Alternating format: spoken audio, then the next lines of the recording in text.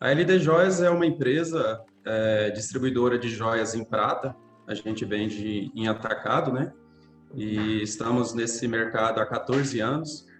E o modelo que a gente praticava as vendas era um modelo através de vendedores externos, né? Que viajavam até as cidades onde tinha a nossa base de clientes e fazia o atendimento presencial, né? Esse foi o modelo que a LD sempre teve como aquisição de clientes, como as vendas, né?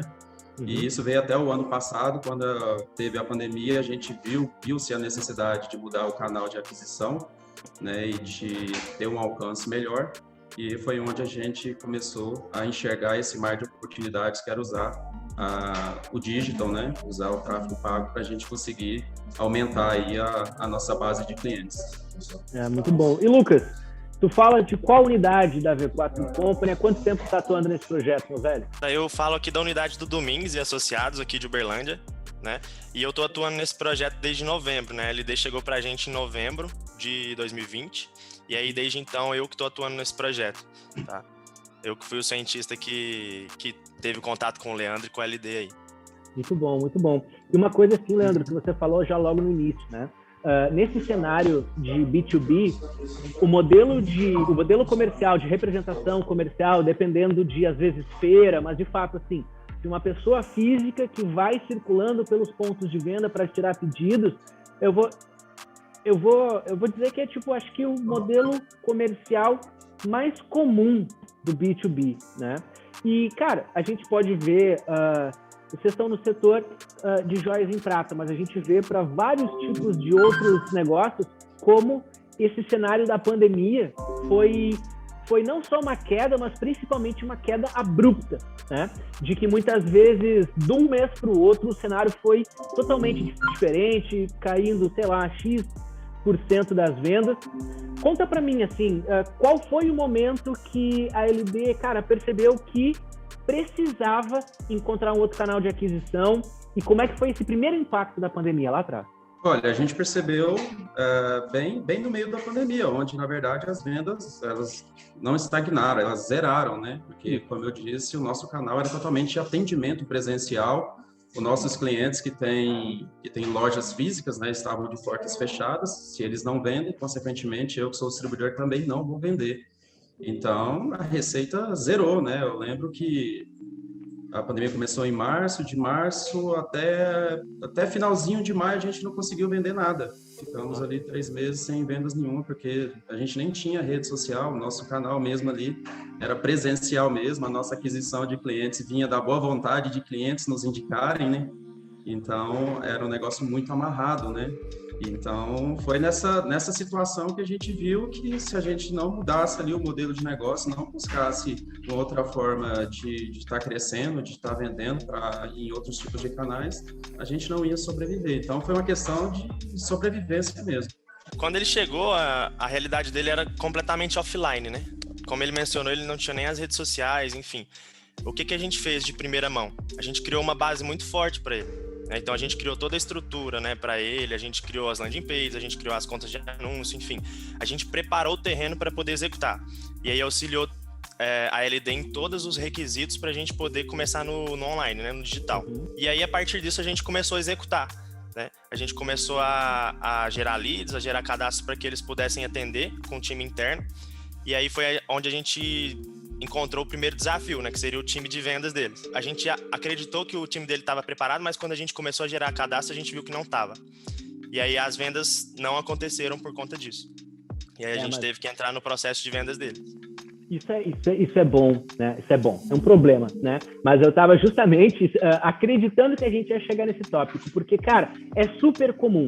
Beleza, não basta só ter a presença digital, não basta só estar colocando a grana de publicidade, de mídia. Quando essa demanda começa a chegar, ela é uma demanda muito diferente que o time está acostumado a lidar, né? E muitas vezes, assim, tem vários desafios para fazer um time comercial pegar no tranco com os leads de internet, mas eu vejo que existe resistência cultural, de tipo, puta, esse cara não sabe quem a gente é, esse cara tem que explicar muita coisa. E existe também um desafio técnico, né? De entender que, querendo ou não, o cara que vai chegar no processo comercial através da internet, ele tem um conhecimento inferior sobre o negócio, sobre a distribuidora, se a gente comparar com alguém que liga direto no telefone ou até mesmo a quem vai visitar, né? Leandro, como é que tu lidou, cara, com esse primeiro desafio aí dentro da empresa? No começo, na verdade, a gente ficou sem time comercial. Eu tinha 2 pessoas que começaram com a gente, né? Eu continuei ainda com as vendas externas, né?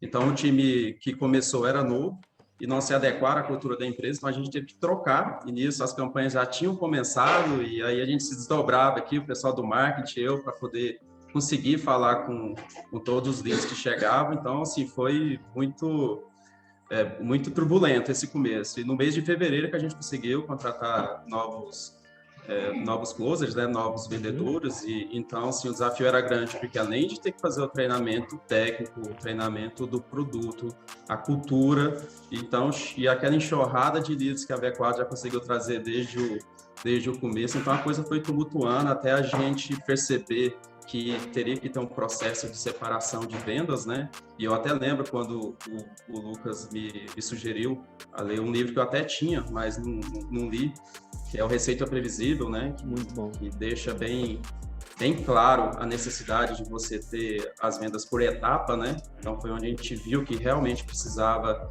fazer a contratação de novos SDRs, né? Para poder conseguir ter uma otimização ali do processo de venda, conseguir entender os leads e nesse começo a gente, como você mesmo disse, o script é diferente, as pessoas estão esparramadas no Brasil, só ouviu falar de você através da landing page, então a sua abordagem tem que ser diferente.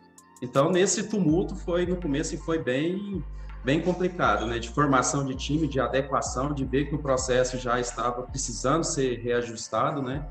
Então foi nesse cenário aí que a gente começou e a gente foi se ajustando, o pessoal sempre muito solícito, sempre dando até dicas de leitura que resolveu muito, né? Aquele empurrãozinho também que precisava. Eu lembro também quando eu estava tomando muito o meu tempo fazendo a função de SDRs, né? E foi até o Lucas e o Mikael que marcaram uma reunião e me incentivaram, mostraram embasamento em números, né? Que compensava eu já contratar e ter esses 2 profissionais para que meu time ficasse, né, mais completo e, consequentemente, a eficiência também.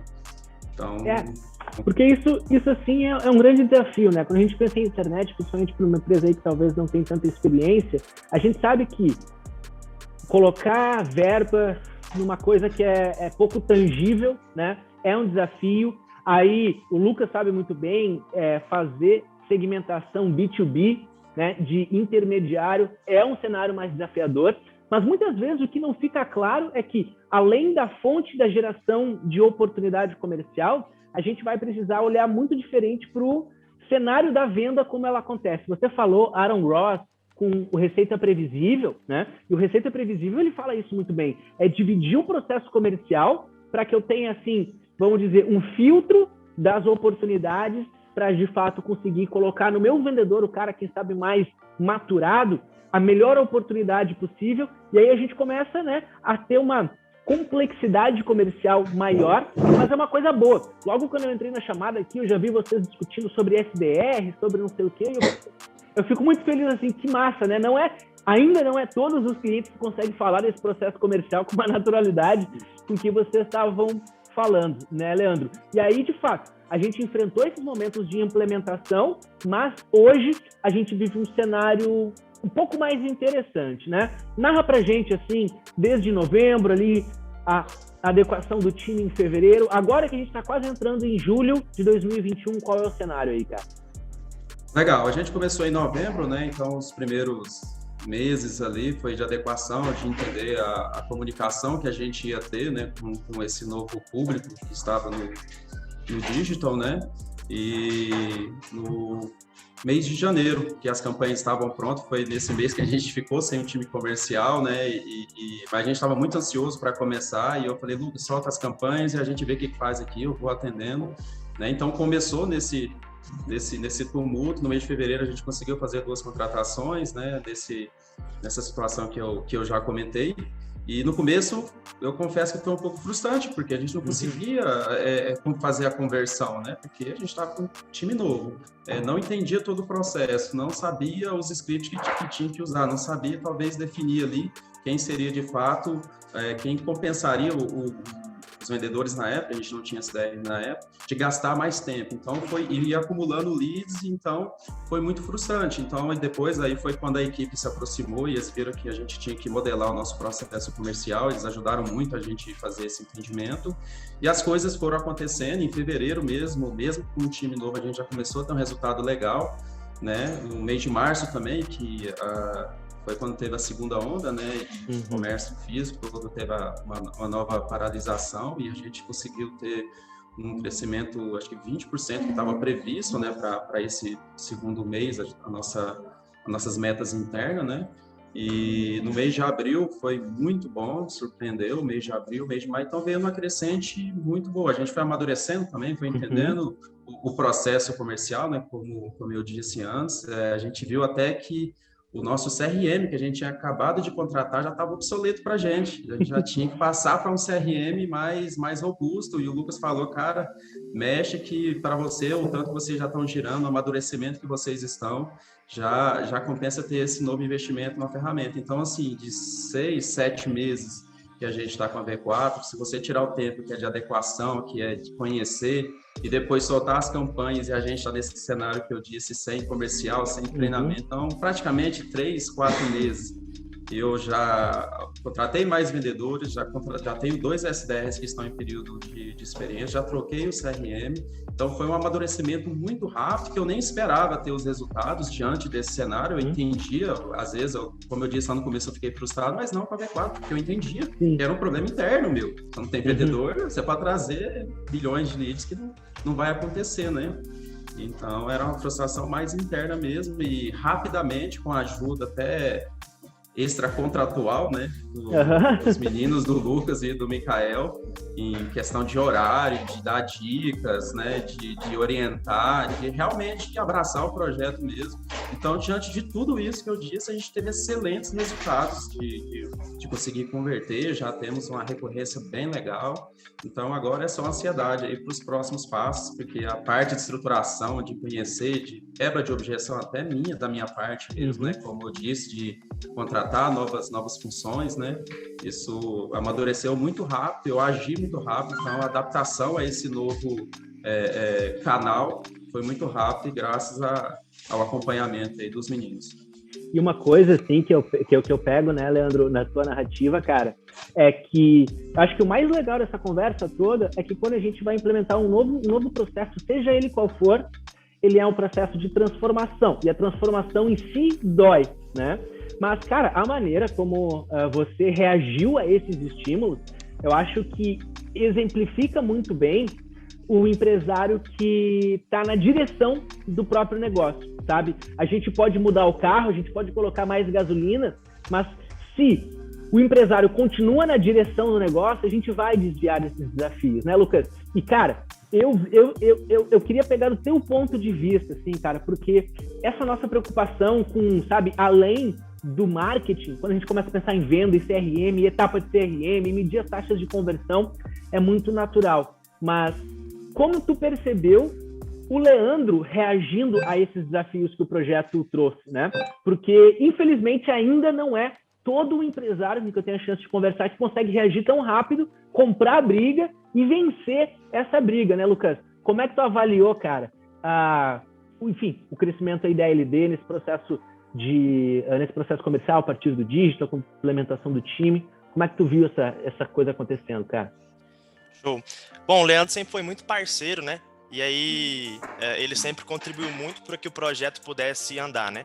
O projeto ele sempre ocorre em 2 partes, né? Tanto o V4 quanto o cliente. E o Leandro, ele sempre foi muito solícito, né? E, como ele falou, a gente se embasou em dados, né? De acordo com o que a gente tinha de dados, será que se a gente contratar mais um SDR, mais um closer, a gente não consegue chegar nesse patamar aqui? Então a evolução ela foi muito em relação ao processo de vendas, né? E aí se eu tivesse que citar um diferencial hoje do projeto da LD, foi o método V4, né? Que a gente entrou bem no pilar de conversão. a gente poderia gerar tráfego, muito mais tráfego, e ele não conseguisse atender essa demanda, né, no caso. Então, se a gente não tivesse entrado no comercial e se o Leandro não tivesse permitido que a gente entrasse no processo de vendas, o rumo da LD poderia ter sido totalmente diferente, né? Então, essa evolução, tanto em processo de venda como maturação do processo do digital, eu acho que foi muito importante, assim, foi muito legal ter participado disso com o Leandro e ter feito essa história com a LD aí. Porque eu me identifico bastante com esse cenário, porque assim, eu aqui atuando no marketing da V4, a gente sabe que o marketing serve às vendas. Isso é uma coisa que a gente sempre pensa ali no marketing, né? E de fato, se eu estou gerando leads, se eu estou gerando demanda, se, sabe, as minhas campanhas estão com ótimas taxas de clique e tal, isso é bom, mas é só a ponta do iceberg. E para a gente, de fato, ter aqui dentro na V4, a gente bate muito cabeça com isso, né? Pô, qual é a maneira que eu vou poder entregar o lead mais qualificado? Qual é a maneira que eu vou entregar o canal que vai gerar o lead menos, com um nível de consciência maior e talvez ao menor indicador? Então, assim, o que a gente acha que o que fica dessa conversa, né, time, é de não tem fazer certo para o problema se resolver ou para o projeto dar certo. Eu acho que a gente teve aqui a oportunidade de entender como cada etapa do processo depende de abraçar o esquema mesmo. E eu tenho certeza que, assim, ó, os SDRs, os closers, pessoas que não tiveram a oportunidade agora de estar nessa nossa conversa, eles poderiam dizer ainda mais 5, 6, 10 desafios que foram vencidos, porque todo dia, no processo de implementação, todo dia é uma novidade. Até chegar nesse momento, como o Leandro falou, que é um momento de mais maturação, agora a gente sabe, conhece os indicadores, sabe, agora eu sei que se eu botar X, a expectativa é tirar Y, se eu mudar esse indicador e aquele indicador, a gente vai ganhar mais ou menos. E isso é muito importante justamente porque daqui a 1 ano, 2 anos, os resultados que a LD vai ter em cima de um processo que talvez vai contar com outros canais de aquisição, que nem seja o digital, mas que vão colaborar uma vez que deu essa chacoalhada no processo comercial do negócio como um todo, né? E eu queria saber de vocês aí, quem puder apontar melhor, daqui para frente, agora, nesse segundo semestre de 2021, o que a gente ainda falta fazer? Quais são as coisas que a gente tem que ajustar daqui para frente? Show. Falando da minha parte aqui, Daniel, a gente pretende escalar muito o processo da LD, porque os resultados que a gente gerou de R$213 mil de faturamento com R$8 mil investidos, eles foram apenas em 2 cidades do Brasil, que foi Goiânia e Recife. Então a gente tem aí um território enorme para explorar, cidades enormes para explorar, então a gente tem muito o que escalar, né? Então o cenário daqui para frente é só escalar com segurança, né? Porque a gente já tem todos os dados, todos os indicadores, a gente sabe se a gente investir X, a gente consegue uma quantidade Y de clientes, enfim. Então a coisa começa a acontecer de acordo com os dados que a gente tem, né? E aí, Leandro, se você quiser passar a sua visão, mas eu acredito que seja rumo ao topo aí. É isso, e a escalabilidade eu acho que é a palavra que a gente vai estar indo atrás, né? Porque, como eu disse aqui, o cenário de adequação, de construção de time, e bem lembrado, foram apenas em 2 cidades, onde a gente tem a sede aqui em Goiânia e uma filial em Recife, né? A gente já conseguiu ter esses resultados em meio a esse cenário. Então, como a gente fala aqui, é como se estivesse pescando no córrego, agora a gente quer pescar no mar, né? Então, a expectativa é de muito crescimento, né? A gente já está mais maduro, a V4 já está com a gente nesse tempo, a gente se alinhou. Então, é crescimento, né? Buscar aprimorar o que a gente já tem e alcançar aí o mais alto. Que